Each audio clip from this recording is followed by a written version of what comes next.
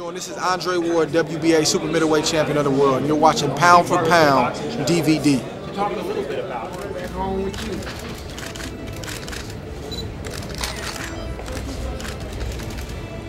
Three down this way. Every fight, you know, the Kessler fight, the Green fight was the exact same situation. I mean, I know he was, you know, in the tournament, so it was a little bit different, but he was still a guy that was avoided. Nobody wanted to, you know, because he was dangerous, you know.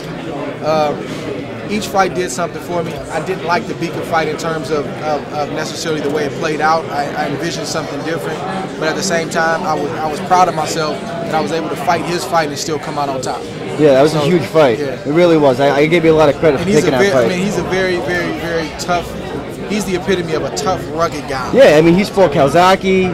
I mean, he's fought the best in the 168-pound division. He's physically strong. He hits hard. He's just, you know, all around the board, man. You just know when you fight a guy like Beaker that, man, it's going to be a long night. Do you think we've seen you win fights with your legs, we've seen you box, we've seen you bully Alan Green around. The fact that you bring so much to the table, you think that's going to be the difference in this fight? It could be. You know, it could be. I think I can, you know, just naturally, we don't plan on it, just do a lot of different things. But I think that, you know, watching some of the greats, that's what they do. They're able to make adjustments. I don't know too many great fighters. Well, I take that back. There are some guys who do one thing really well. Maybe they're a puncher or whatever, or just a boxer. But I just always try to, you know, just mix it up. And I think one thing that has caused me to do this over the years is my coach. He never babied me. He always looked out for me, but he never babied me. So, for example, I would be in the gym sparring pros as an amateur, and he would always be ready to step in if he needed to, if it got too hot in there.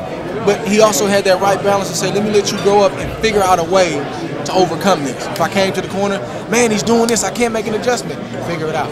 We got so being able to learn to do that on the fly in training, I think is translated into doing it in big fights. We got Pacquiao, Mayweather as the big stars who are fighting here in America, North America. This win, you think this catapults you maybe kind of closer to them in terms of being that next big American star? Well, I mean, I don't know if I get closer.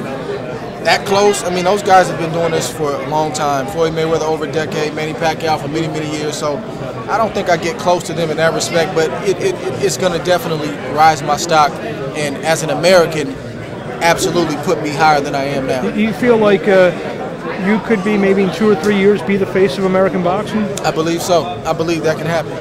And the antidote is just winning. Some people say I'm the favorite and not the favorite. I'll be honest, I appreciate it, but it means absolutely nothing. Can you talk a little bit about just your growth in this tournament? I mean, you've gone from, like you said, a guy that people looked at as the only meaningful fight you had was the Edison Miranda, to now you're probably number 4, number 5 on the pound-for-pound best list. Can you talk about going from that point and how much you've grown and what the tournament sort of just meant from you? I think that I've grown a tremendous amount in this last 2 years in this tournament.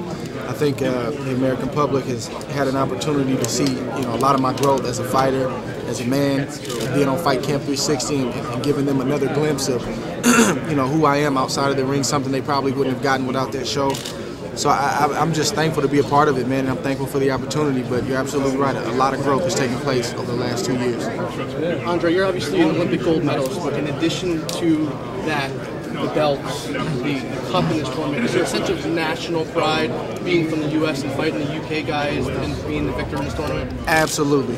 Absolutely. I mean, that's something that gets lost in this whole shuffle. I've always been a very patriotic person. You know, it was no accident that I wore red, white, and blue in the Kessler fight, and I'm planning to wear red, white, and blue in this fight because it means that much to me. This is, you know, Super 6 is on the line, obviously all the belts that are on the line, but it's also the United States versus the UK. That's how I look at it. Andre, again, being that American fighters don't get the real credit that they deserve, how important do you put on bringing the championship back to the United States and putting the American fighters back on that mantle that should belong? Well, I think it's extremely important, you know, and I want to be one of the fighters who, you know, who's the forerunner and who has the opportunity to bring boxing back. I know I can't do it all by myself, but be one of the ones who can bring boxing back in America. And also, you know, I want to prove that there's always a good guy and a bad guy. And Carl wants to play the bad guy, and I'll play the good guy.